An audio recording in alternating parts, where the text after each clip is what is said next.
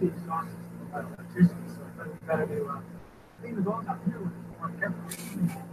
boiling body parts? This is how it's done. No, I mean, I was getting kind of hungry and I thought it was oh my god. We're pregnant, the smell of boiling flesh makes me a sandwich. Success. What'd you get? Let's see.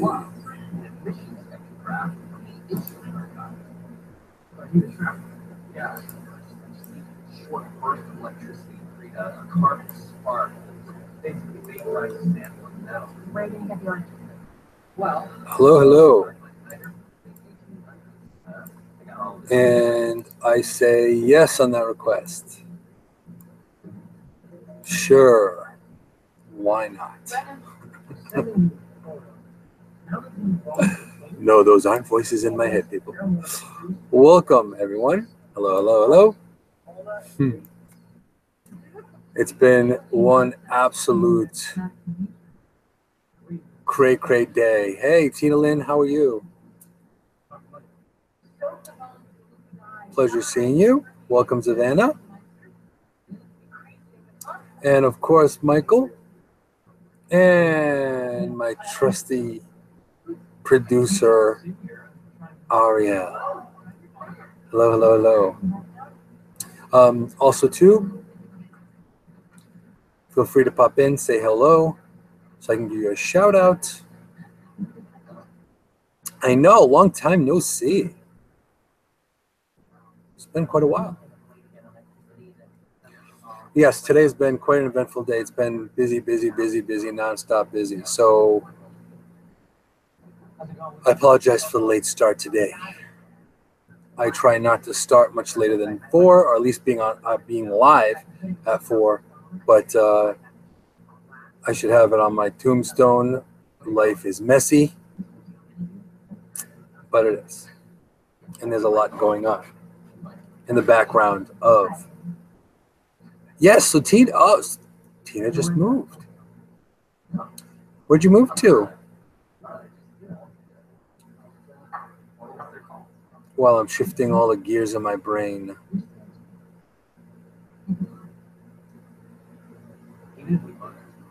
Yes, life does happen. That's for sure. And I also want to say yes to the green light as well.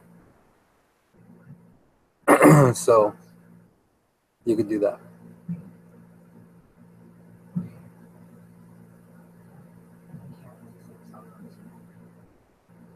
Yeah, well, you know what it is too.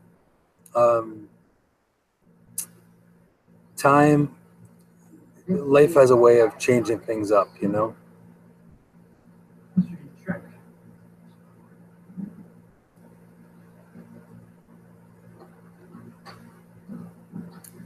So yes, also too, as my trusty producer just put up, we're looking at potential Insight with Moonshadow merch, and we have a survey. It's of course anonymous, and you can click on the link, and then we will tally, look, and comb through all and sift through the information and go from there and see what would be good. So yes, we're looking at possible merchandise in the future of Insight with Moonshadow. And what do you think? What would you like? Yes. Oh, so you moved across town. Okay. Well, I hope the move was good. I hope it was a smooth move. I know moving is never, ever a good thing. It's always difficult. Beth! Long time no see.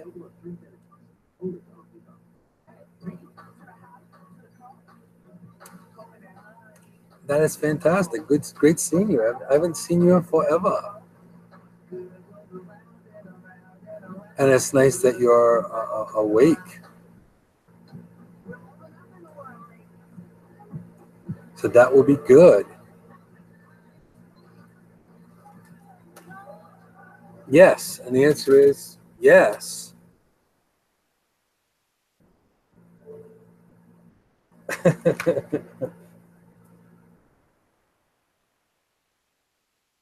But yeah, no kidding.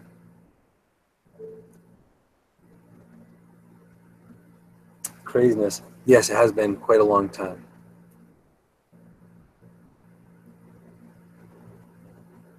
Oh, geez. Well, I can only hope that with all this, with all that happening, Tina Lynn, I hope that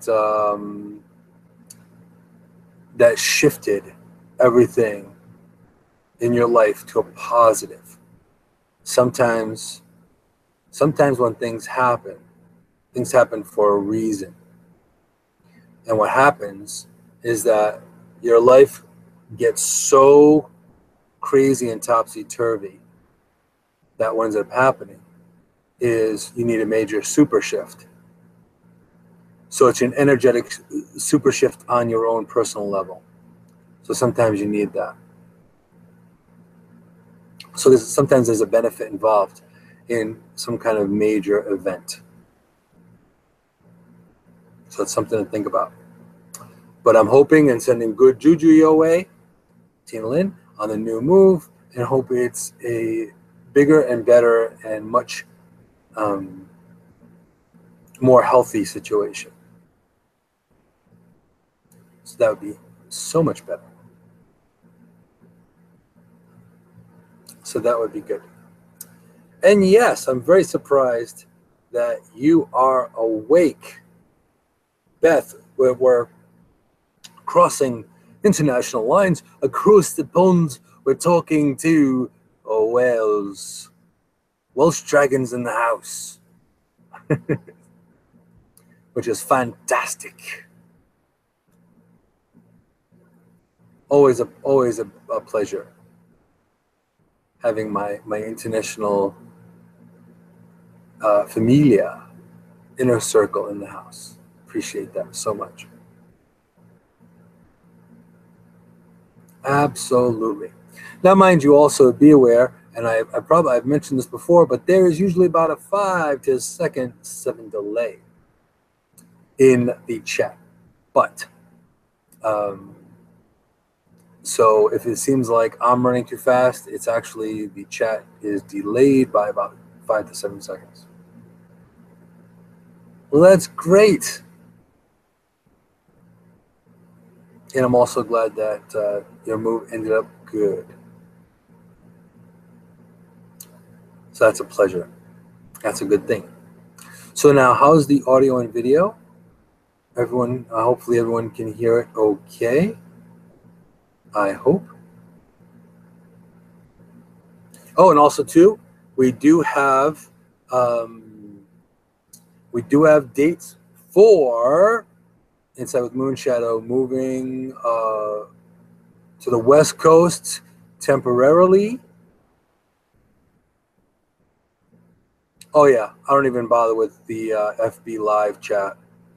It never, for some reason, it never works out. It's always bogging back and down. So unfortunately, I cannot rely on Facebook as a live streaming, at least not for whatever reason. And I'm not going to blame necessarily.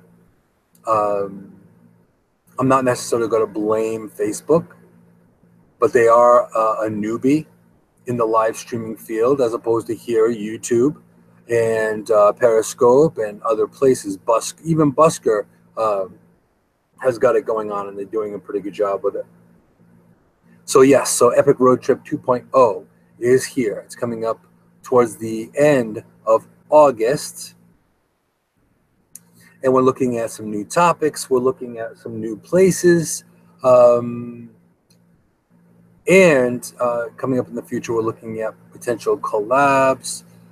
And there may even be ghosts. Ghosts.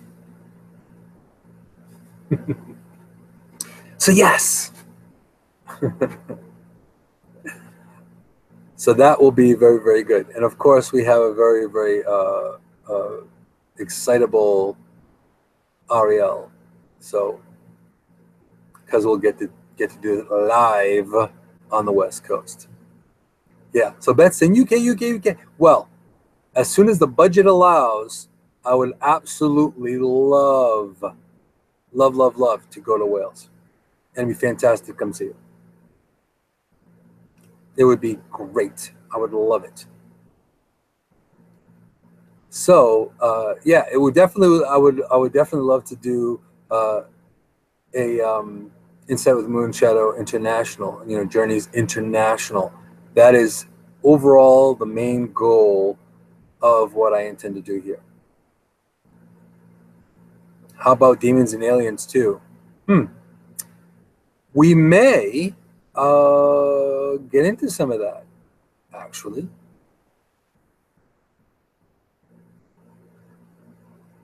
So yes, so there may be the potential of talk about that as well. And also too, before we start this thing going as well, if there happens to be any particular topic or subject that you really are interested in, and if it's either particularly a charity or some form of social activism that touches your heart and you want to put it on the live stream, and you may yourself not want to do it yourself, shoot us a link, shoot us some info, and feel free to send it over to us. So that would be fantastic. So any ideas of topics that you'd like to hear? And of course, also in the description, we also have a survey for merch. So feel free to definitely check out what would you like for Insight with Moonshadow merchandise. What would you think? What would you want to purchase if it was available for purchase? Of the new ghost hunters.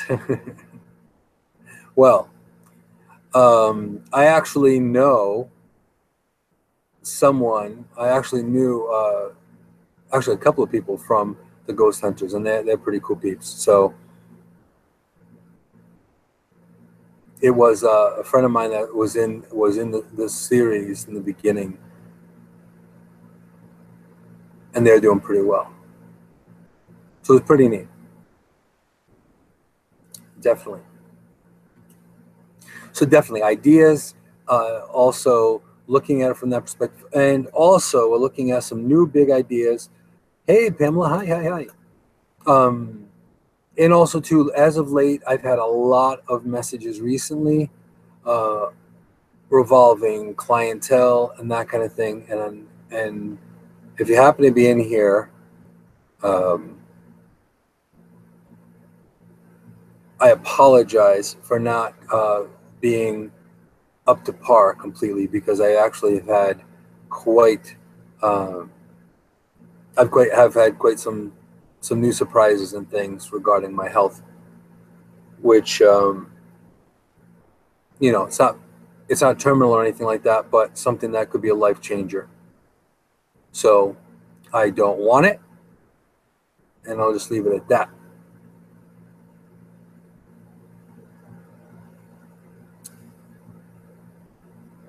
Well, I can do that. Oh, can you message me your Twitter? Okay, it's at Moonshadow143 for Twitter. And if you're not following me on Twitter now, feel free to follow. Also, you can subscribe to this YouTube channel if you are not subscribed yet. And if you go to phoenixrisinghealingarts.com or moonphoenixrising.com, you can get all my social media, everything from my Instagram, Pinterest. Even though I'm not on Instagram and Pinterest much, but I'm looking forward to also upping my game there too. So Instagram, Pinterest, there's also Busker, there's also Periscope, of course, YouTube, and Facebook, and Twitter.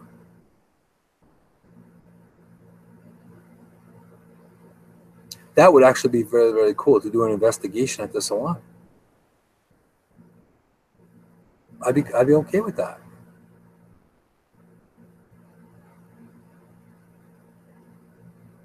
I'd be very, very happy with that, actually. But honestly, it's more like bridging the gap between, betwixt and between who I am on this earthly plane, as well as having one half of me in the spirit plane as well.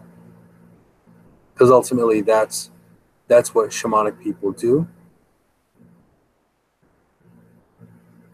They tend to be part in this world and part in the other.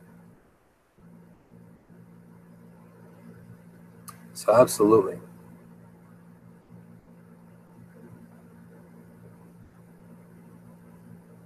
So, see, like, don't tempt the producer.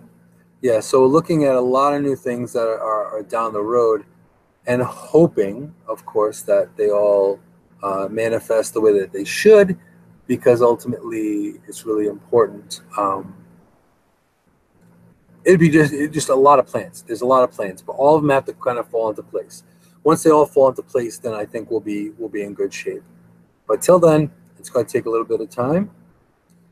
Today is the 81st episode, so 81 episodes.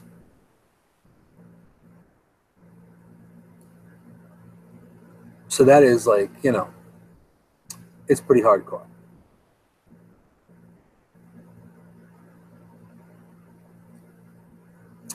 So awesome. So you have this child spirit. That'd be very interesting to check out.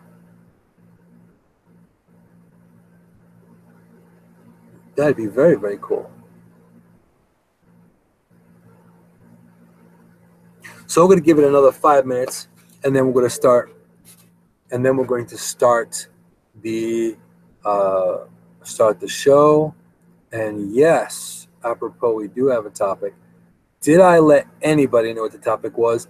I wasn't even sure what the topic was until it connected with me about, I don't know, 20 minutes ago. Yes, 81.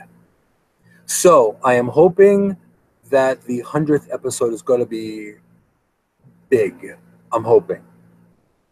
I'm already in the works of wanting to go into what would be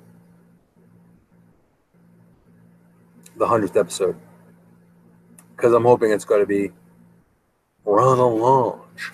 Yes.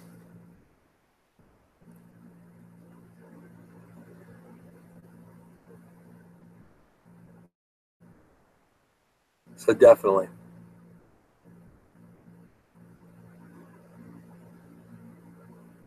So yeah, okay. So I'm hoping everyone's doing well. And I'm so glad that you guys are all here, because, without you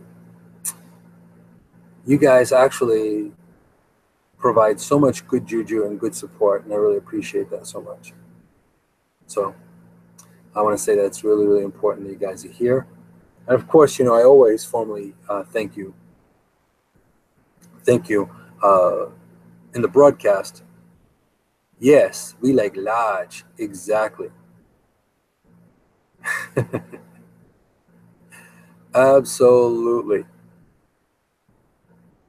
So a lot of you definitely, do a lot for just in the fact of your support. And honestly, I can say, like, for example, Beth in Wales, she's been there from pretty much day one.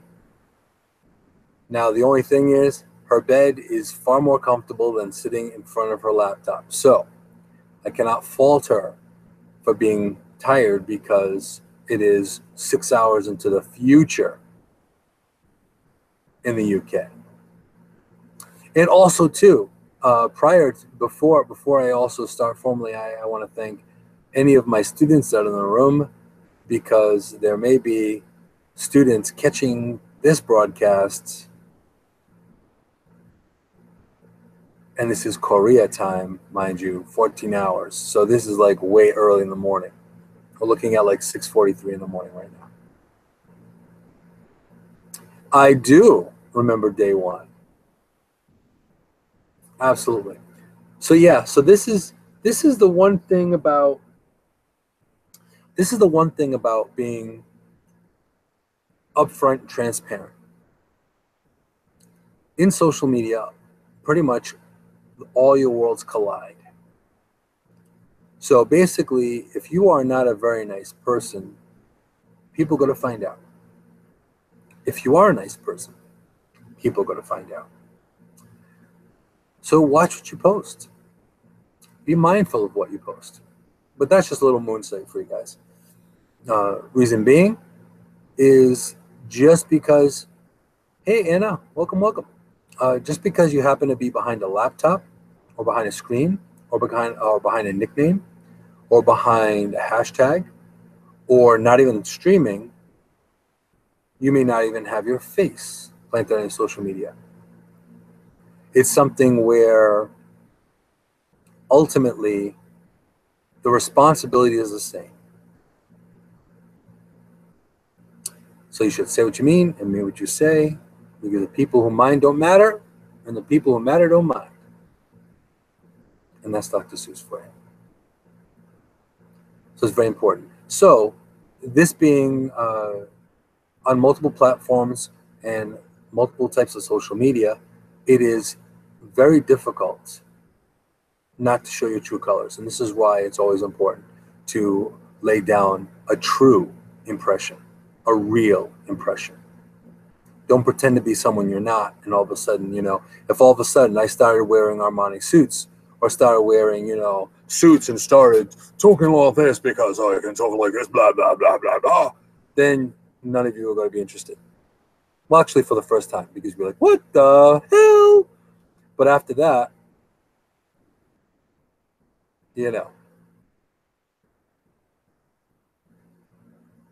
Exactly. So that being said, it's really, really important that, and a lot of people are out there, and a lot of people are live streaming, and I have to give props and send good juju to those live streamers and broadcasters that are super, just genuine. They're just real. They're just doing, they're fulfilling their life purpose. And there are a lot of people like that on, yep, exactly. And they do a lot of good work across the social media platforms, and I've seen a lot of good happen. Granted, you have a lot of other things as well. You got clickbait and all that stuff as well. But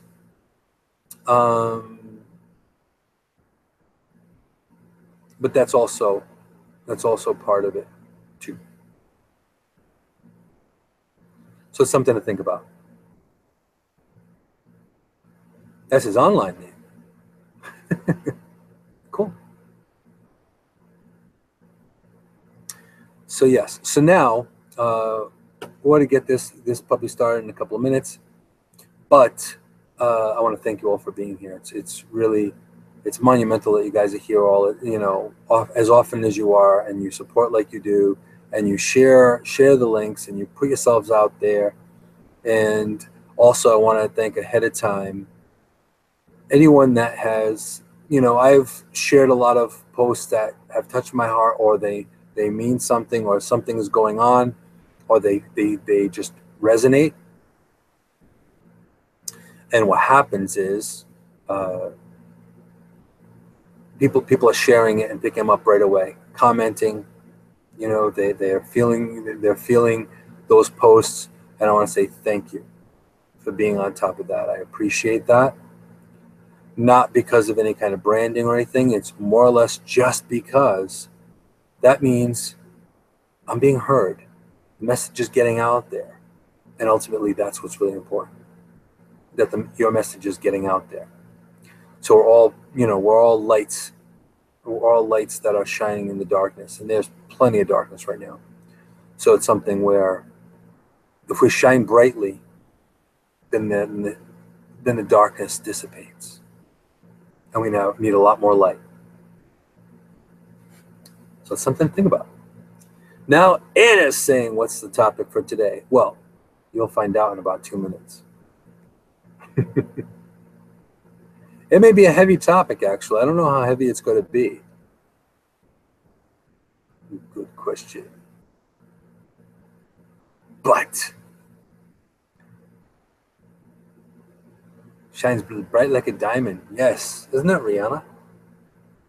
Isn't that Rihanna? Another great song as well is also Titanium. I think it's Osaya sings it. She's the vocals behind it, but it's also a very good it's like Titanium. It's one of the songs that keep me motivated. It is a great song. Yep, Titanium. It's no joke. It's basically a badass kick-in, nothing can stop me kind of song. So it's very powerful, especially when I've been on the treadmill or on my cross trainer at the gym or swinging my kettlebell, and it's like music is definitely a big motivator, as you know from previous broadcasts of Insight with Moonshadow. So I'm glad you guys are here. All right, now we're going to go ahead and start this puppy rolling, since it is 10 of 5 at the moment. And thank you guys for sticking around and being patient for all the banter and the craziness and the insanity and the thing that's called my subconscious. You wouldn't want to welcome my subconscious. It's a wibbly-wobbly, timey-wimey thing you wouldn't understand. Kind of like Doctor Who meets a bunch of tribbles, monkey mind, mad scientist, and Indiana Jones with the Ark of the Covenant. No joke. I don't even know if I like being in my subconscious. Never mind you. So yes. So let's start this thing going. And thank you guys for being here.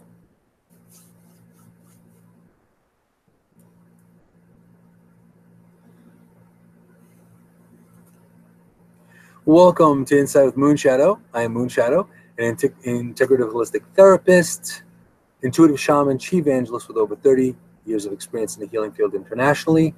My intention is to guide and empower others so we can actually be the change in the world and shift this world from the darkness that it is to the light. Now, I'm a self-professed global citizen, and I believe I'm a child of the earth. So it really doesn't matter who you are, where you are. We all belong to the same tribe. And I am very much connected to the pulse. And that isn't always good. Being connected, it's like a live wire. It's not always good to be connected that way. So sometimes it's good to have a switch. Yes, well, I probably have a few minions in the back of my head too, Michael. And yes, that's my subconscious. It's a very interesting place. Kind of like Willy Wonka and the Chocolate Factory meets Inagata-Davida and Burning Man and Woodstock. And a weird Ramones video, all at the same time. So, absolutely. So now, today, I want to thank you all for being here. This is episode 81 today. It's 7/31, 2017, and here we are, episode 81, and this is something where it's unexpected. I never thought that I would be doing this show consistently for 81 episodes. And if you told me that 81 episodes ago, I may or may have not believed you. So it's been a labor of love for me, and no matter what, good, bad, or ugly, I'm here, and have been here, and I will be here because a lot of you support and help and are here. So I appreciate all of you for being here. Now, last broadcast on Insight with Moonshadow, we spoke about triggers. Now, this actually brought on something new to me. When I was really thinking about triggers, I thought about, okay, what if these triggers that you have in your mind are difficult, or they're so difficult you can't release them on your own? This is why, fast forward, sorry for the Wayne's World reference, but you can have other people, you can have someone help you, someone that is qualified to help you. And now that is what the topic is today, which the topic of today is soul retrieval. What's soul retrieval, you ask?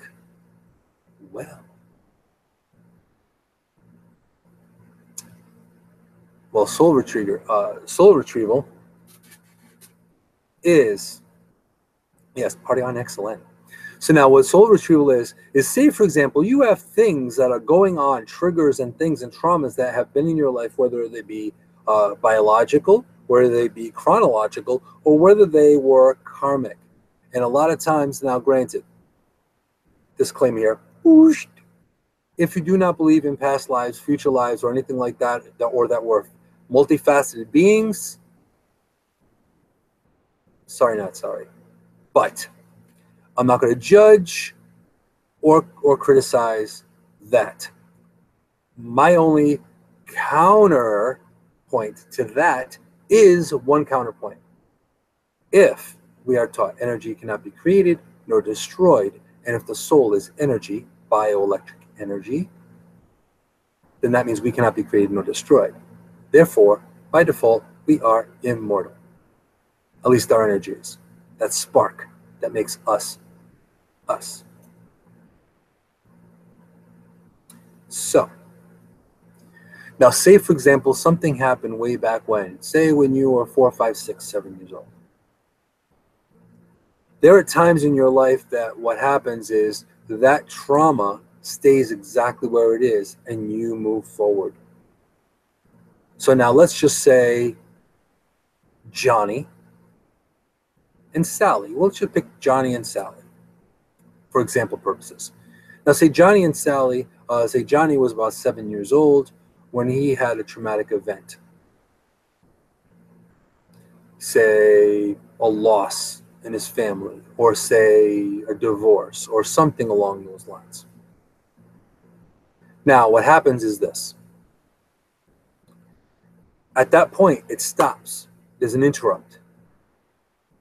Now, there are multiple things that we could do. We can adapt from that. We can move on from that and adjust. And then when we adjust from that, it may be really, really, really awesome. You may turn out perfectly fine. However, when that does not happen and when you get stuck, that part of you, that 7-year-old part of you, that little bit of the spark gets fractured off and gets stuck in that spot, in that moment in time, to be stuck there for a long, long time. Example. I read a story about someone. Now, this is actually a story from someone that had gone through shamanic journey work and healing work. And what ended up happening was they were, at a very young age, they had a traumatic event revolving around water. And they almost drowned. Now, they always were nervous about water. They never really went back into water, but that one moment stopped them from being able to move forward, to do anything really near big moving water.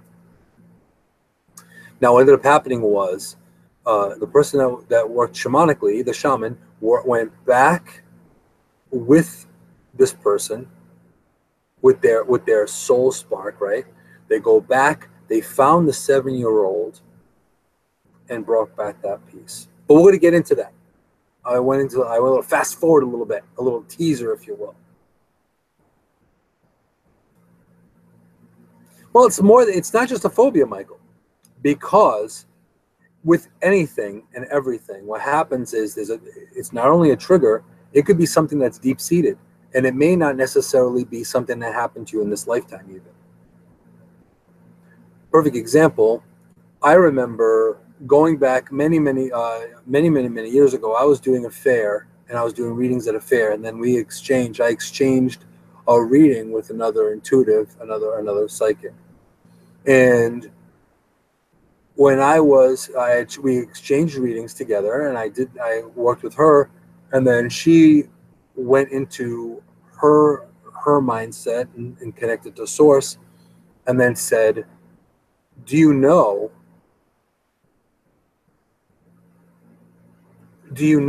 that when you limp funny, I see you limping funny, I see you nursing a wound, but it wasn't really a wound you ever had. And I had to think back on it. I was like, wait a minute, yeah. So my right side, every now and then, for some reason, I would feel this weird sensation on my right side or on my hip. So now go figure, she goes back and she connects with one of my spirit guides. When she connected with one of my spirit guides, she goes, well, you took a sword there. You took a sword wound in that spot. So now for you to release that wound, you're going to have to do some work on it. Now, I wasn't even aware that wound was a karmic wound. You know, sometimes you twist an ankle or you do something, and believe me, from climbing trees, climbing rocks, running in the woods, it's true. I've always been that way. So falling, hurting myself or anything like that, going into precarious places, climbing hills and rocks and that I shouldn't, because it might be a little dodgy, a little tough. But that was easy. That was easy to kind of get to. But with time, I had to go back into that karmic state and get that peace, and then heal that peace. And since then, everything has been good. Now, in the chat, we were talking about PTSD. Now, PTSD, it is definitely something very, very serious.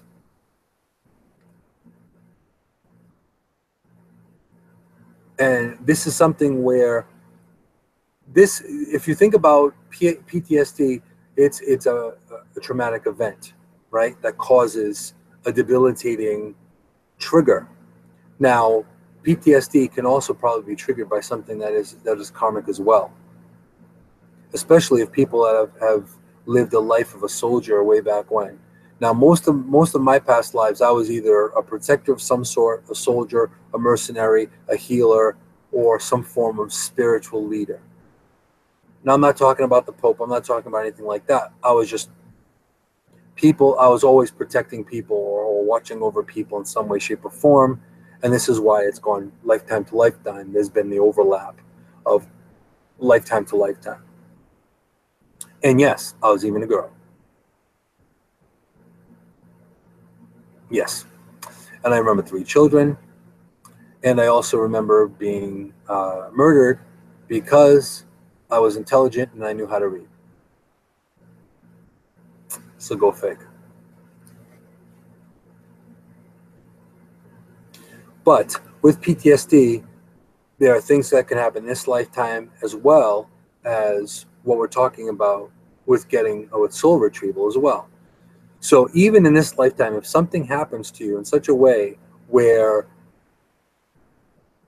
you may bury it, and quite often what happens is when you have a traumatic event, it gets buried. You don't want to relive it again. You don't want to go there again. It was too painful the first time you went through it. Why live through it again and again and again? So the mind has a way of blocking it off, throwing it in the back of, like we all have a junk drawer. We all have a junk closet. We all have that. So, and we actually, thinking about it, we may do a small exercise in clearing before the broadcast is done as well, come to think of it. So we may do that. So if you're interested in doing something like that, throw up some ones in the chat so I know that you're interested. And if you are, I will gladly do a bit of a healing session with you all here. So I'll be glad to do it. And of course, Michael, first one, number one, yes. So now, when there's some form of traumatic event, we don't always necessarily remember it happening. We also, depending on how far you stuff it down.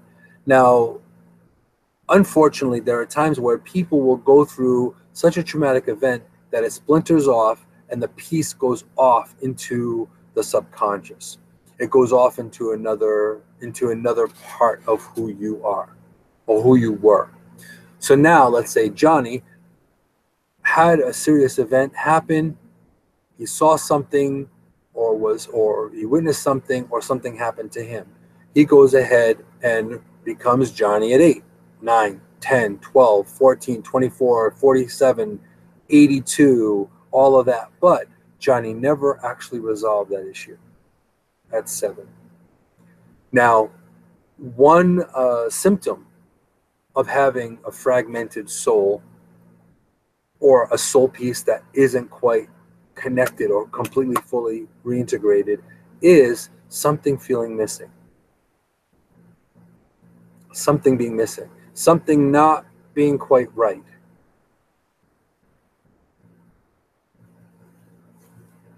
So that's also a big part, like a little fragment, a little splinter of who you are kind of goes off, because it was a negative part anyway. It was a negative event. So it goes off into the ether, but it's still there like a splinter. It's still there to irritate and annoy. And of course, if you're not at 100%, that's going to be problematic down the road. Just think, if you never fully recover from a cold, what happens? You keep on getting this cold, or you keep on feeling sick. Your immune system isn't complete, right? Well, think of that, your pieces as fragments of who you are, and a fragment kind of gets cut off and put aside. Now, with this happening to little Johnny at 7, he lost a little bit of his childhood in one way, shape, or form. Okay, he lost a little tiny bit, a moment, and that may have stopped him, just depending on what the situation was, that may have stopped him moving forward to who he wants to be or who he needs to be. So let's say, as an example, bitter, nasty divorce at a young age, never saw your parents be affectionate. That's an easy example.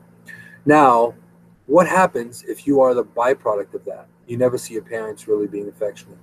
Then you also will not learn to be affectionate, because you see, you experience, you feel, and you get all these things. So that is also part of it. Now, serious fears, that could also be from a traumatic event way back when. It could be in this lifetime, it could be in a past lifetime. So a lot of times people don't always, it's easy to say, this is what I can really feel, hear, touch within the 5 senses. But there are other things that we don't necessarily think about or look at. The mind is very vast, and the mind is very resilient.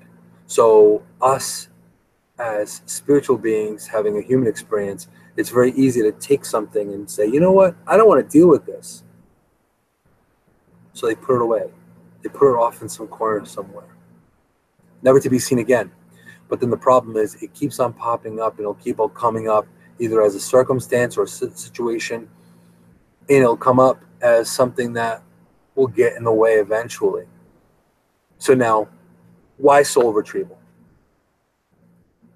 Well, first of all, soul retrieval is a way of getting all your pieces back together. So if, say for example, you have an issue or problem with connecting in a relationship, for example, there could be a little fragment that's stuck somewhere that you need to retrieve. Now, what happens within a soul retrieval is the person doing the shamanic work goes in and goes into, as we know from previous broadcasts, you have the upper, middle, and lower realms. Now, the middle realm is where we are right now. This is where we're aware of things. This is where we're talking and moving, and this is our awake state. Then there's the upper and there's the lower realms. Now, the upper and lower worlds are basically depending on vibration, depending on totem animals, depending on spirit guides. More earthly is the lower, and of course, you have the more celestial and the higher ranging frequencies in the upper realm. So what the shaman or shamanic practitioner will do is go into that piece and then bring that piece back to you and then reintegrate that piece back into who you are and reacquaint that piece to the whole of what your spirit and soul and spark is. So once you do that, then the person, there's like an aha moment or epiphany that happens at that point. Now, also too, like say for example, with Tina Lynn mentioning about her having to get over the fear of men. Now, that may have happened this lifetime. That may have happened multiple lifetimes. All it takes is one bad traumatic event for you to all of a sudden change everything. I can honestly not like women too much. Why? Because promises made, promises broken. Sometimes you don't do it intentionally. That kind of thing. And it is possible. It happens. And again, sometimes you need that experience to move forward and to be the person who you are. Because to be honest, if everything was easy peasy, everything was no sweat, no problem, if everything worked out perfectly well, I wouldn't be sitting here talking to you. I would be doing something different. I may have not been brought to this world in the same way. I may not be experiencing life in the same way. So again, getting past, like as an example, like with Tina Lynn and with Ariella, talking about the fear of men. Not all men are bad. That's like saying all women love to shop. I know lots of women that don't like to shop. In fact, they really dislike shopping. So granted, you have general stereotypes and everything, which is fine. That does happen, especially with larger groups of people or society itself. However, this is a different situation. So looking at it, you can have a traumatic event regarding one moment that was toxic enough for it to cause a wedge and then to splinter off that piece of who you are. Now, is this something that you have no control over? Well, I can tell you, you have absolute control of this. You have control of being able to get from step one to step two of getting out of that. And part of it is just acknowledging the fact that there is something missing. Now, when you find out something is missing, you say, it's just something isn't right. I don't know what it is, but something just isn't right. There are sometimes our subconscious mind has a way of making things up or changing or twisting things, or to make things different than what they were. That does not mean that they didn't happen. That just means that they were manifested in a different way. So the interesting thing with soul retrieval, you're going back and finding that spark, that shrapnel, that little piece, that splinter that's off to the side, and rejoining it with the person. Therefore, bringing the person back to wholeness. So there are countless situations and stories that I've read with different people going through soul retrieval that came out of one or two soul retrievals feeling at ease, feeling at peace, feeling less fearful about certain things, or less traumatic, or less affected by those events. As an example, someone I know that happened to be particularly afraid of certain thing. I'm not going to get into names, but of afraid of a certain thing.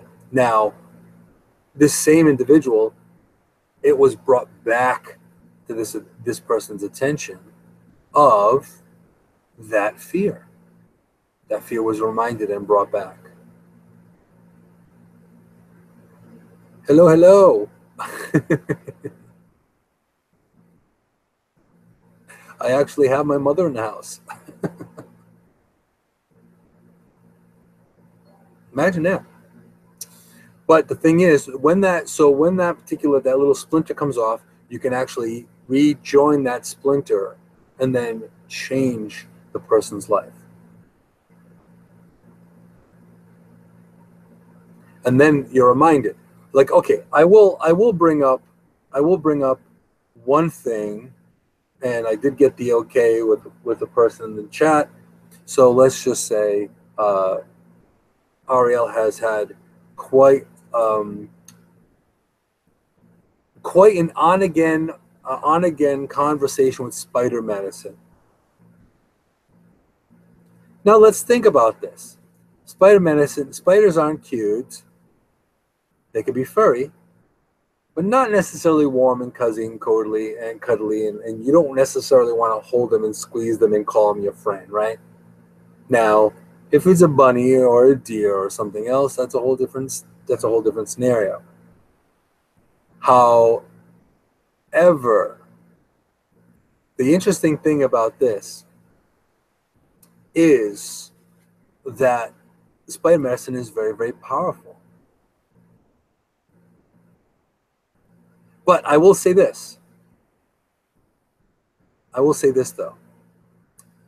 Now, you see, deer and bun-buns are the best. See? So deers and bunnies. And who doesn't want to look at a bunny and be like, oh, well, guess what? Spiders are potent too. They have very potent energy and very potent medicine as well. But the thing is, that would trigger a lot of fear. Now, fast forward in knowing a certain strange dude that hosts a live broadcast on Mondays. It's different now compared to it used to be. Before it was like, ah, and then traumatic event, and then demise of said spider. So, less spiders are myrtleized today than they used to be.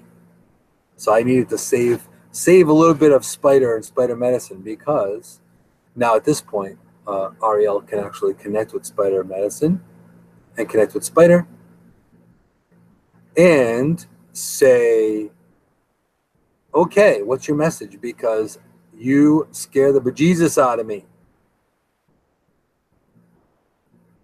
No, you don't want to grind them up. No. That's wrong. But the whole thing is, of course, spider medicine gets a bad rap. So, now going back into the traumatic event. Now, if, say, it's spiders, what do the spiders symbolize? So that's when someone like myself would go back and say, okay, we got spider, we got to figure out why spider is coming, and this is it, and why, and is all that. And of course, there is the actual physical situation, and to actually hold a spider, well, you have to face your fear straight up. That's also another way of doing it. But in soul retrieval, a certain animal could be a trigger to a splinter or a piece of you that needs recognition or needs, to be acknowledged. And for that to happen, you need to kind of figure out and sort out through these things. Now, of course, with the help of someone that works shamanically, it's not as much it's not as hard because you're not doing all the work. You're allowing that person to go in and find that peace and bring that peace and physically rejoin it back to you. So this is the cool thing about soul retrieval. Now, I myself, I've also done soul retrieval. I've received and have done soul retrieval. And it is really, really powerful modality. It is incredibly powerful modality. And the reason being is because just think, for example, if you have a cold, you can't breathe, you're not feeling well, you're stuffed up, you got medicine head, all of that. Now, can you remember for 1 second, can you remember that moment in time when the cold breaks and you can breathe again? The cold's gone. Now you can breathe. Now you're like, wow, this is fantastic. This is like a new life. This is like you being able to breathe again. You're able to do again. You don't have the head that feels like it's this big. You know? So there's that. And we need to have some respect for spider. Just saying. Be nice to the spiders. Just saying. Be nice to your friends. Also, spiders kill mosquitoes. Now, mosquitoes are far more dangerous than the spider, unless you're allergic to a spider bite, which then it's a different story. But even then, I will relocate spiders. And no, this show is not about spiders, but they could be triggering different things that will bring you to that part of your fear. Well, see, there you go. And Tina Lynn is saying, my boyfriend wants to save all spiders. Yeah, no, don't be hating on the spiders. And I will tell you this, I will continuously have, every now and then, this happened just a few days ago, I'm sitting there driving, and all of a sudden, out of the crack of my windshield, not a crack in the windshield, but on the side there's a little cubby along my Jeep windshield. And this little white spider popped out, walked around, made sure I saw him, and I was like, I got it. Thanks for the message. And he scooted right back into the crevice somewhere along my windshield. So I know that I probably have 1 or 2 spiders cruising around. They're not very big. I even had one cruise down in front of my face. But now, looking back at when something triggers you, right? So when something triggers you, what you really want to take a really good look at what it could be. It may take a little bit of research, but once you find out what it is, then you can have someone like myself, or someone that's a shamanic practitioner, or a shaman, or someone that's an intuitive, to potentially go into a past life, maybe do a past life reading, or go into helping you find that lost piece and to rejoin it to who you are. Because ultimately, you are all those pieces. You are 100% you. And I'm not going to go into the Dr. Seuss thing because that just crossed my mind. I see. I may remember it actually. It's you are you. That's 100% true. No one is truer than you. Wait, no one is. We'll have to put that up in the chat. So if my trusty producer can put that quote up, that'll be fantastic. But it is a Dr. Seuss quote, and this is the great thing about being able to pay the big little bucks, or the big little bucks, to getting information on the fly. She's like, oh Jesus, typing away. But yeah, it's a Dr. Seuss quote, and it's you are you. That's truer than true. No one is more you. No one is more 100% you than you. Something like that.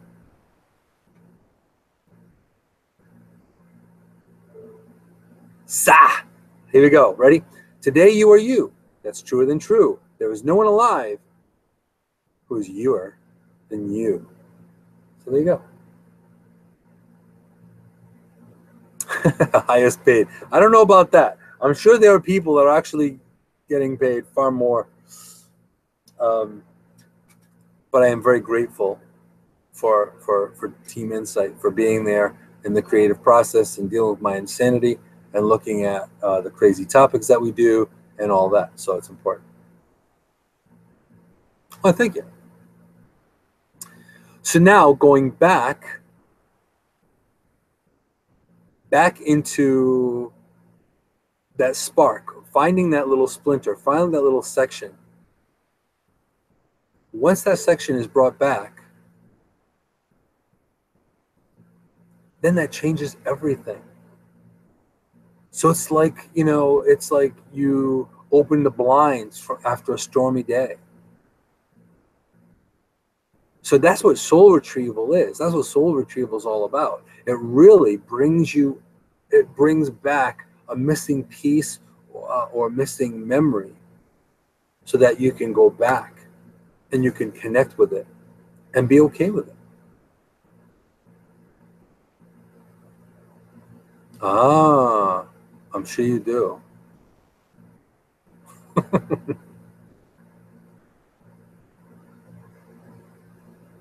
So this is a big part of it. So now, let's say you don't think you have any missing pieces.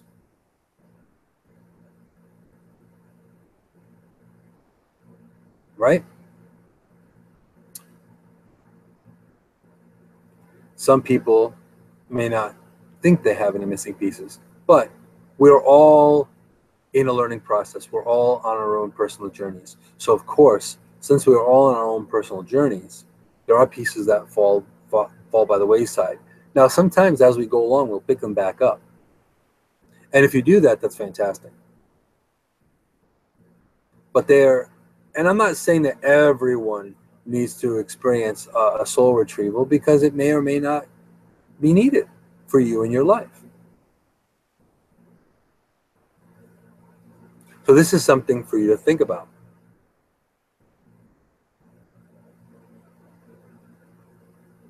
And you're absolutely right, Anna. But now, going through a soul retrieval, what happens there in a soul retrieval, you are now bringing back the person to as close to 100% as possible, because then at that point they can move forward into the new, they can get past it. So triggers can be released. You can find yourself being more confident, more grounded. You don't feel like things are so wibbly wobbly.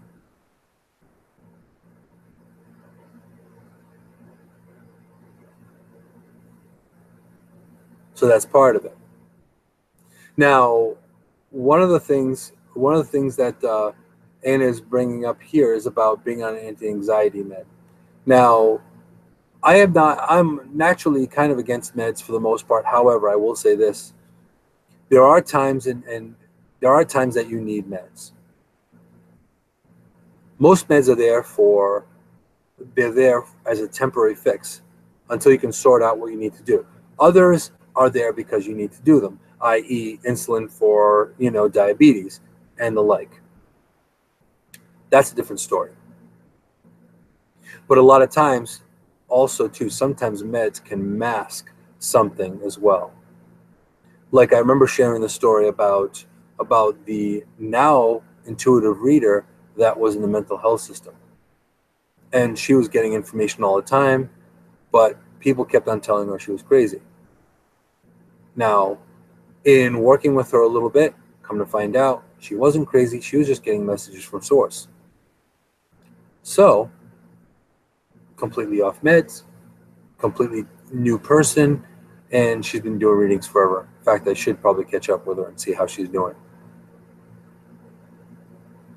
So this is all part of bringing you back to wholeness, because ultimately this is your birthright.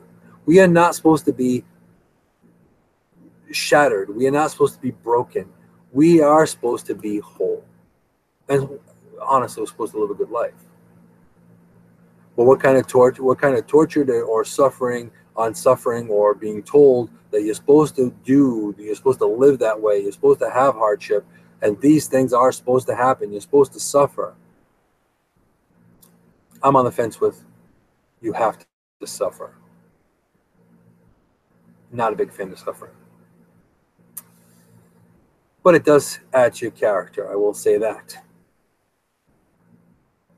So now, with that being the case, in using soul retrieval, it's not bringing back the whole soul. It's just a little piece part. It's just bringing back that missing spot that breathes or sends light to a little bit of darkness that has happened in your life that you haven't dealt with. So when you do that, when you find that piece and you get reintegrated in that piece, it's kind of like, to be honest with you, it's almost like meeting an old relative. Like if you all of a sudden you didn't realize you had a sister you didn't know, or a brother you didn't know, or a cousin or an uncle, and you find this estranged or unknown relative. So it's the same thing of that piece of who you were, and you're bringing that back. You're reacquainting yourself. And not only then, it also depends on what age that happened, because in that traumatic event, when it splintered, that little piece splintered off, there's still that missing void right there. So whether it happened when you were 7, 17, or 77, that piece will fill with either scar tissue or something else. So instead of being able to just say it's nothing, because that's what our subconscious tries to do. Our subconscious tries to make things right. So in making things right, it gets in the way sometimes. And it makes it harder for us to get past things, because it keeps on throwing a Band-Aid when technically we should really clean the wound. Now, Tina's saying, I am on meds and have been for about 30 years, and I want to get off, but my doctor won't let me take them off. And understandably, depending on what the meds are, now, understandably, the pharmaceutical business, Big Pharma is a big business. I personally believe that they probably could have had a cure for many cancers already, but it's a multi-billion-dollar industry. So do I think that it's right that it's happening the way it is? No, not really. However, there's not a ton of things we can do other than being conscious consumers and knowing which med we have to be on and which med we don't have to be on, and getting proper validation and verification on that. So as far as Tina Lynn, again, I'm not a physician. I would say I don't know what meds you're taking, but they may or may not be important for you to be on. So if you need a second opinion, definitely do so.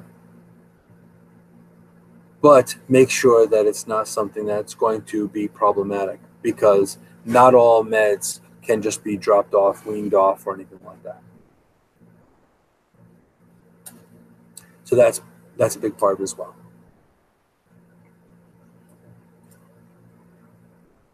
Now, I myself, I have gone through 2 soul retrievals, 2 of them. And it was really strange coming out of that. It was really strange coming out of that. But I'm glad that I did that, because it really changed everything. Now, Michael is saying that his meds are necessary for his blood pressure and his type 2 diabetes. Absolutely. Now, especially when you're looking at something that's for seizures or something in that regard. Well, you know what I mean? If it's life-threatening, of course, you have to watch out for that. And even I myself have taken meds when when I knew that I had no choice but to take them. So that's really, really important.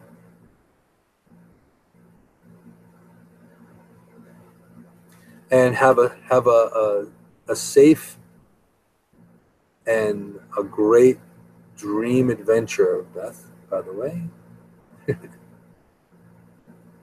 And appreciate being here. So really, that's what it's really all about. It's finding those missing pieces and finding the lessons that we are supposed to learn and getting out of our own way. Now, getting out of your own way is one thing, but if you actually have a missing piece, you may need to get help. You know, you may need to get help. And that's really important. So it's important, and even now, in the situation that I'm going through right now, it's definitely a combination of Eastern as well as Western medicine, as well as, you know, physicians and a team and a team of health practitioners, as well as my own inner work and working with energy work and doing that as well. Now, Savannah is saying that she stopped all medicine 7 years ago.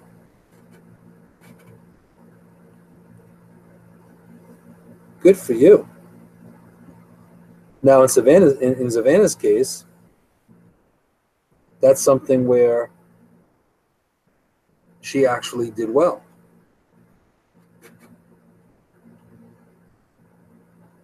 But also, too, there are times that missing piece or that traumatic event could be the one thing that once reunited, you may not need anti-anxiety meds. You may not need that stuff. So that's also possible. But I also have known people that really should be on meds to get back into balance of things. That also has happened as well. So it's all about using them for the purpose that they're there for and how to connect with them.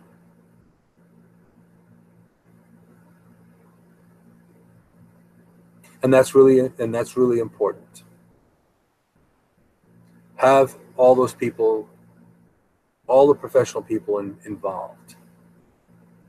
I just had a phone call recently from someone, and I deferred them to make sure that I was able to help them, because in the situation that they were in, it wasn't out of my scope of practice, but there were certain extraneous circumstances that kind of fit, that were in play. So that being said, it was something where I'm like, okay, well, make sure that this would be the right thing for you, and then contact me.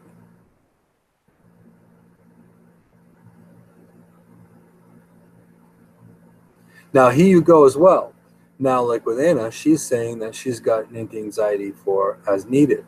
There you go. Perfect example. You happen to need it, you take it. You don't need it, you don't take it. Some things you need to do, like with Michael's diabetes, you know, and his blood pressure. You know, blood pressure can be a fatal event. So it's something you have to be really, really cautious and careful for. So when you do that, but the main focus is finding the root cause of what's going on. And in soul retrieval, that's what happens. You're finding the root cause of what happens. So in the event of a soul retrieval, so let's just say Sally had a traumatic event. Now I go back and I find, say, an 8-year-old Sally, and I have a conversation with her. Now, when you go back in time and you talk to 8-year-old Sally, Sally will tell you what's going on. And then Sally gives you a piece, something to bring back. Now, granted, this is an energetic thing, but this is symbolized within the piece of what the person needs to rejoin their parts together. So now once you do that, you bring it back to the person. You're coming out from the lower or the upper world into the middle, and then you're bringing it back into the person. And then they have to process it. And then is the processing part. Now, one thing I must tell you, with soul retrieval or with anything else, whether you get a massage, soul retrieval, acupuncture, whatever, energy healing, hypnotherapy, psychological therapy, talk therapy, anything, there is a level of processing.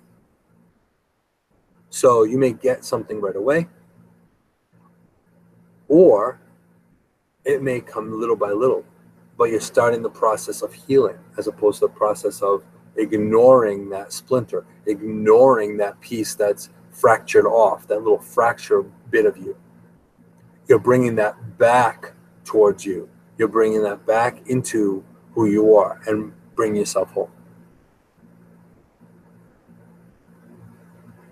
Now, Michael is saying that he thinks most of his splinters are connected to his marriage and divorce. Now, that was probably, and this is what I'm getting intuitively, that was a moment in time for Michael that it changed everything. And of course, a breakup can change a lot, but this affected Michael in a huge, huge way. So much so that he is not the same Michael he was before he got divorced. So this was something that was majorly affected him. Now we have a question, and the question is, does one ever get whole entirely again? Now, it is possible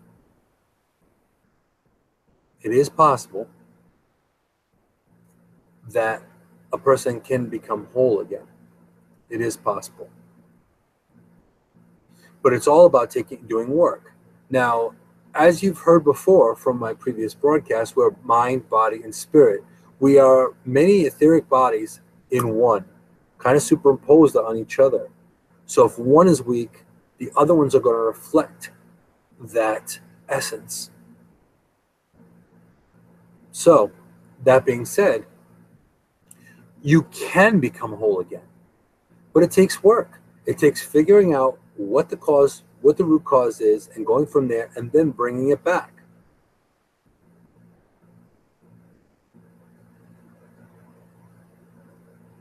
So once you do that, then it changes things. Once you do that, once you connect to that part, then you're on the path to becoming whole again. And once you're able to do that, then you're going to start seeing change. Because now you're building the mind, the body, and the spirit, and you're rejoining them. That also happens when you're bringing splinters back together.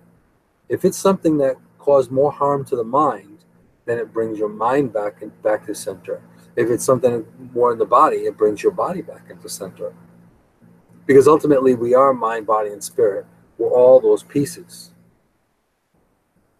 And that's important. We're all those layers kind of are intertwined within each other. So when you have to work with all those pieces, if you don't work with all of them, you may have a missing fragment. And it's a lot to do with nature versus nurture, how we're raised for sure, what happens in our lives, how we adapted, how we moved on. Did we ignore the issue? Did we come back from the issue? Did we resolve the issue? Or did we just cover it up and hope it never comes out again? Something to think about. Now, as I've said before, we can do a little bit of a healing session. Would you guys like to do that?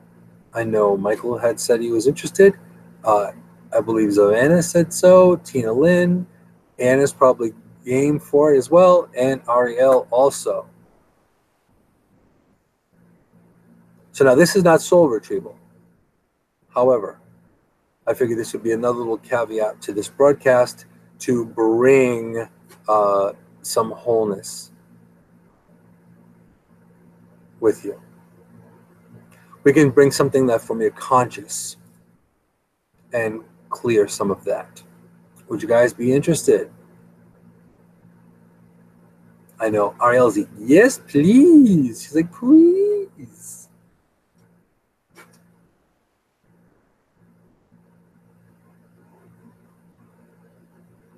Okay. So, what I need for all of you to do is try to sit as comfortably as possible. And all you have to do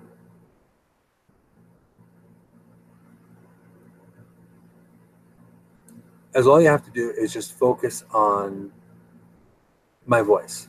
You don't have to see what I'm doing, because don't look at the man behind the curtain. But so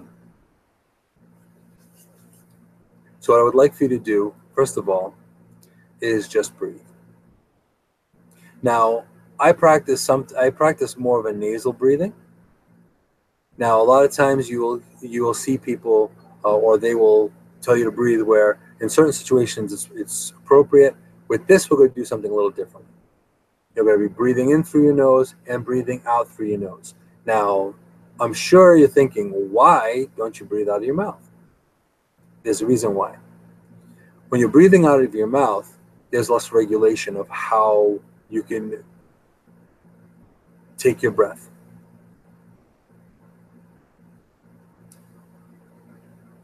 Okay?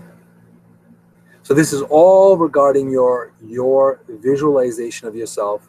So this is part of your own visualization. And listening to my voice and just following the instruction. Follow my instruction. That's all it is. So now, what I'd like for you to do is just breathe. And what you're doing is you're breathing. You can have your eyes closed. You want to breathe through your nose. You want to hold it for about 2 seconds, and then you want to breathe out through your nose as well. So breathing in.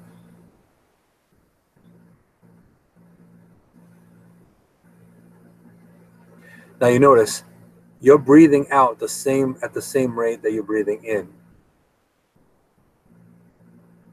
because your breathing is focused in your nose as opposed to okay. So now what I'd like for you to do is breathe in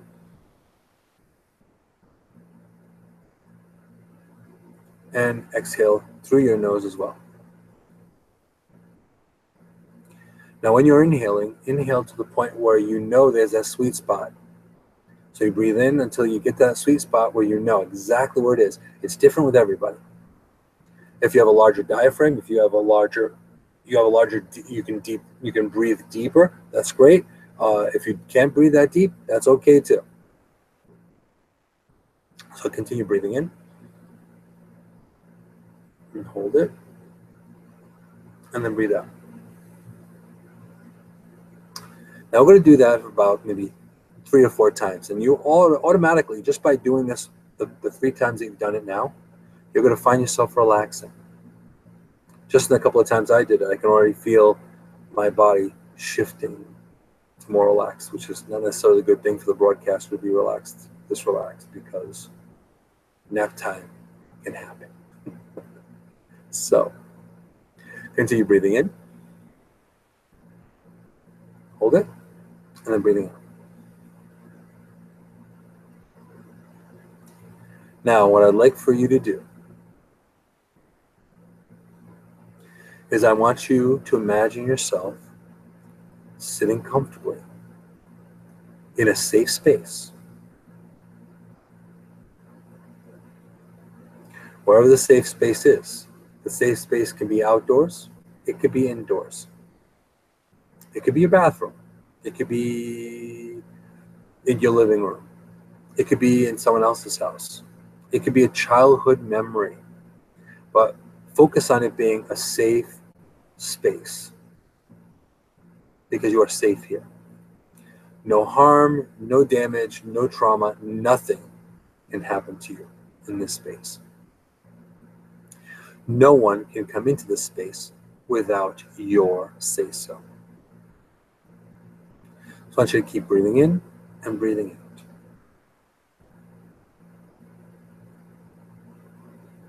Now you have your eyes closed, breathing in and breathing out. What I would like for you to do now is to imagine in front of you a box. It could be as ornate or as plain as you want.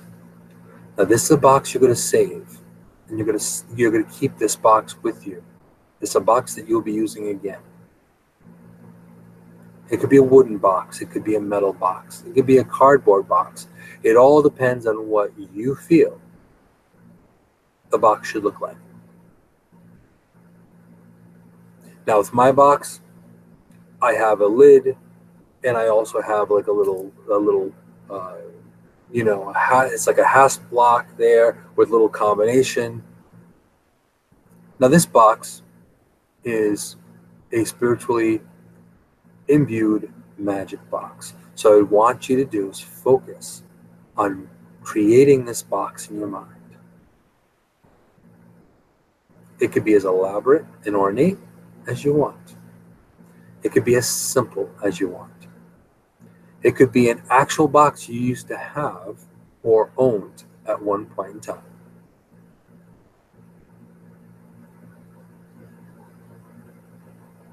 So now, once you have this box visualized in front of you, I want you to feel the sides of this box. Pick this box up. Feel the weight of this box. Feel the vibration of this box. Because this box is going to do something pretty awesome in a moment or two. Now focus on this box. And once you have this box visualized in your mind, I would like for you to open this box. Look inside the box and look at what it looks like inside. It could be velvet lined. It could be plain. It could be however you want it to be. It's your creation.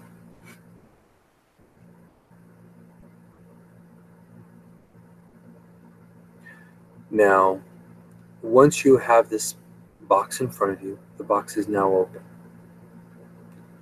Just looks like a regular box, doesn't it? But this box is going to be able to change some things within you.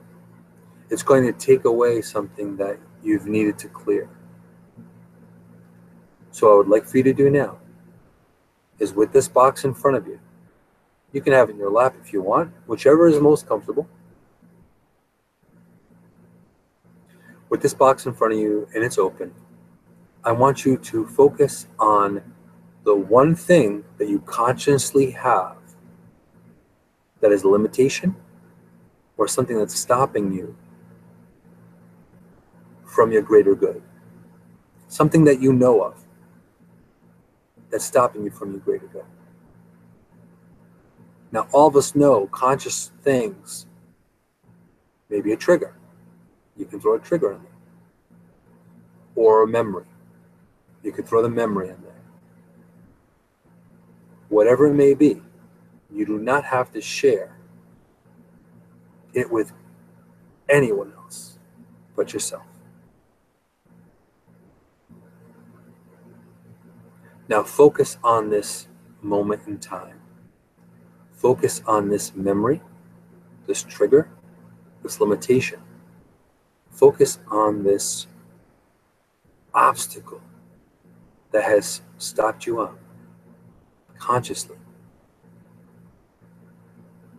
I want you to hold this in your hand.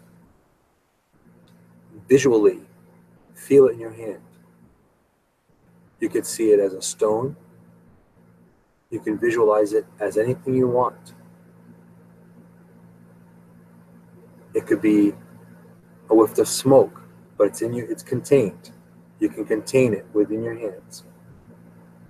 An energy ball with different colors swirling around it. You can encompass it in an energy ball. But take this limitation, this obstacle, this boundary, this thing that's not helping you and not serving you anymore. Encase it in that energy ball and sit with it a minute. Remember it. Make sure you project all of that memory, limitation, or obstacle into that energy ball. That's locked in. You're locking it in that energy ball. Now, once it's locked into the energy ball, I would like for you to inhale through your nose. Hold it for 2 seconds. And then exhale through your nose. I want you to do that 3 more times. Inhale. Hold it. Exhale through your nose. Now take this energy ball, and I want you to place it inside the box. Place it inside the box, and I want you, when you're ready, go ahead and close the lid, or put the lid on top. However this box is designed, you want to close it up. And once you do that, I'd like for you to put your both hands on top of the box.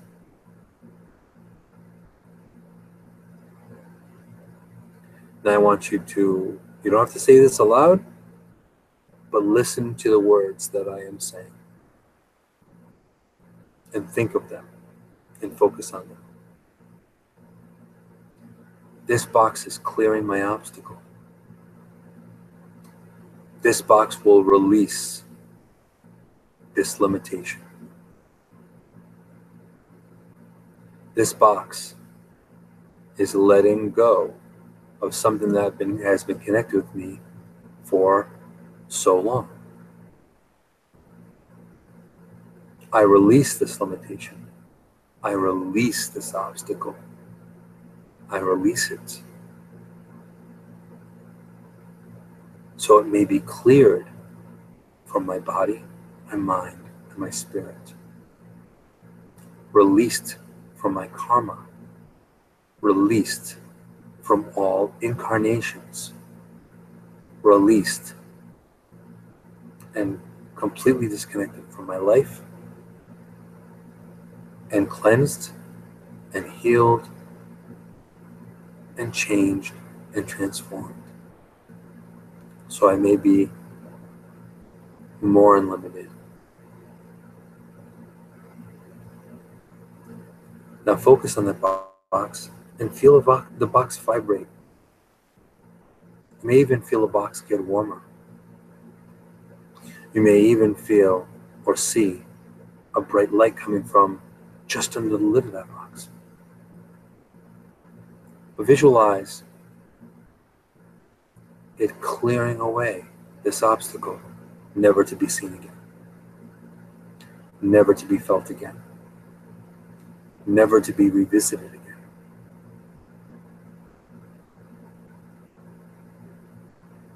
Now, what I'd like for you to do is lock that box and let it do its work. Put it aside in your mind. Now, this box you can utilize and use this technique to clear other things that are on your mind.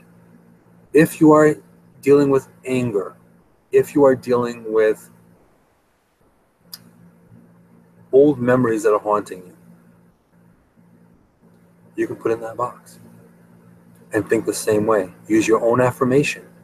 Whatever I put in this box clears, clarifies, blesses, and takes away this limitation, this obstacle, this trauma, this wound, this trigger. And as you do that, it's got to burn away. Now, the next time you open that box, it's cleared. In fact, this obstacle and limitation is already cleared now. But as you close the box, it is clearing it completely from your body, your mind, and your spirit. Now, what I'd like for you to do Just breathe in. Hold it for 2 seconds. Breathe out. Why don't you do that 2 more times? Feel the gratitude and appreciation of what you've done today. And when you're ready, after you breathe in and breathe out 3 times, you can open your eyes again and just take in how you feel. So, I hope that was transformative to you guys. I hope so. You can definitely let me know. Let me know in the chat if you'd like to share some of your experience in the chat, even if you can just say how you feel, if you felt it, if you didn't feel it, that kind of thing. You could do that. And as we do that, we'll summarize this broadcast and we'll close it up. So one of the things that whenever I do these exercises for myself, a lot of times I feel more at peace. Like, granted, I could have probably taken a nap earlier. But starting to breathe, it already sends my body down. It lowers my blood pressure, lowers my heart rate. It's already bringing me to a space where it's like calm.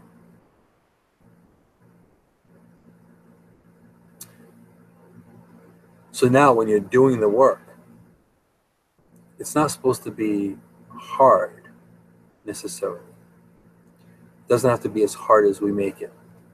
And sometimes it is. Sometimes letting go is the hardest part, or sometimes deciding is the hardest part of letting go. So now this is just letting go of a conscious part, a conscious memory, or a conscious obstacle, or conscious limitation within you.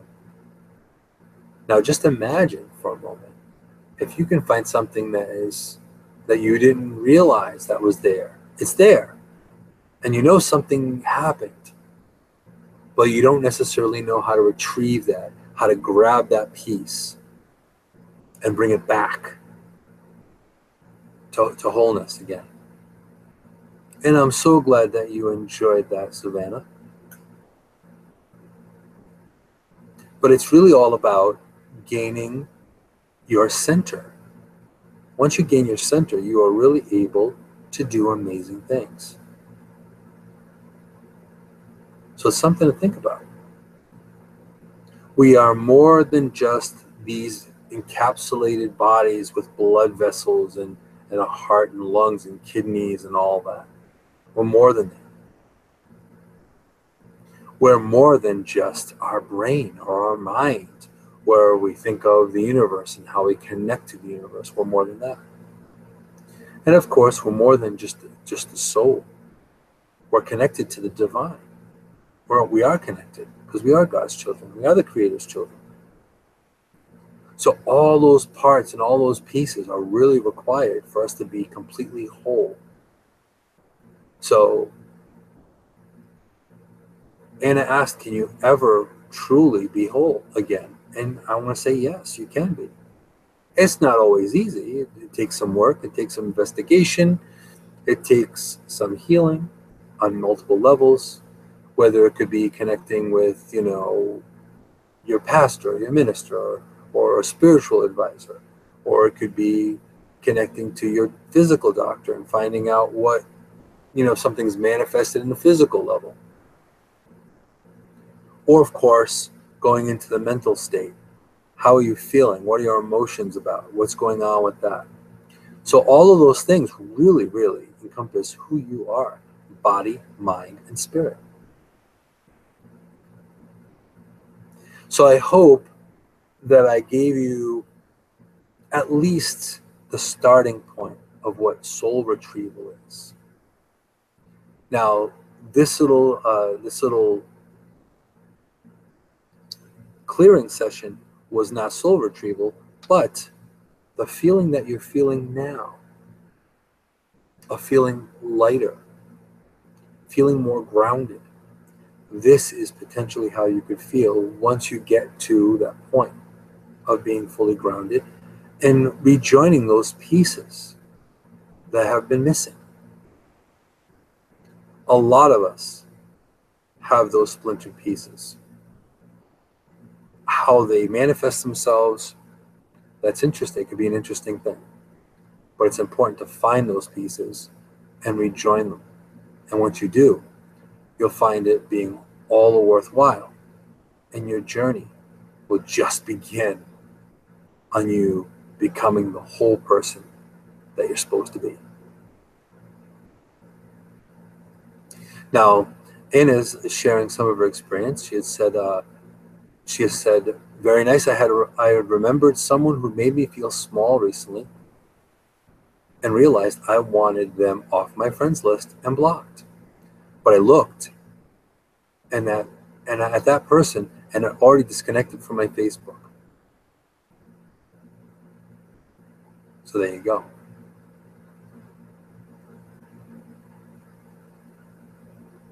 Now also too, Zavan is asking, do you guys also feel a tickle on the top of your hair when you meditated?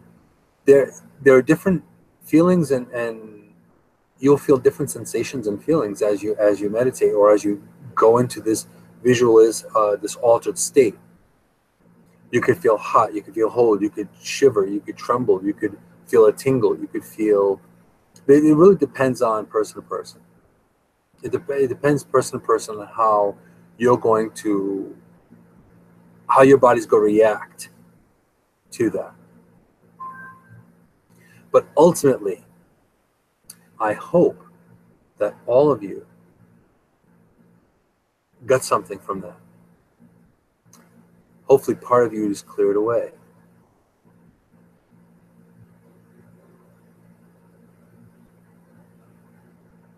Hopefully that part of you is now gone for good. Now, if you need to do that again, you can either go back into this broadcast and follow it along at the end of it, or you could also do it your own way. Remember those critical parts. You're going back to your box. You're realizing everything that goes into the box and gets locked away gets cleared.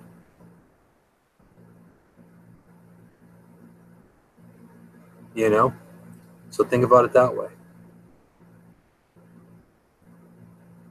Now also too, now Ariel is just is sharing with Savannah that you could be connecting through your crown chakra. And that's connecting through the divine, right? So that's also part of it. So ultimately, I hope that this brought you to become a little more aware of what power and ability you have to make things different, to make things better, to actually initiate some form of healing within your body, mind, and spirit. Because ultimately, you have a voice, you have strength to make changes. Because once it gets to your body into the physical realm, it's a bit harder to get rid of. But even then, there is potential, there is possibilities that you can possibly get rid of. There are people that have had cancer and gone into remission because they have focused on releasing that trigger or that symptom, that cause, that dis-ease. So again, there's always something you can choose. There's always something you can do to make things better. And sometimes all that is making a better choice. So we're going to close up the broadcast for today, for this Monday, episode 81. Looking forward to seeing you guys next week. And there'll be a whole different other topic. Even I'm surprised sometimes with the topics that happen every week. But I want to thank you all for spending time with me here inside with Moonshadow. And I appreciate all of you. All of you inspire me to continue doing this work. So if you feel guided to connect or support my channel or my movement or my cause, feel free to find all my social media on phoenixrisinghealingarts.com, or right on my YouTube channel. You'll also find it in my channel description. A lot of new things coming around the corner. So be prepared. Some new changes, and I believe they're all changes for the better. So I'm looking forward to that, and I'm grateful that you're here as part of my adventure and part of my journey as well. So be strong, be amazing, be you. Thanks, guys. Take care. See you next week.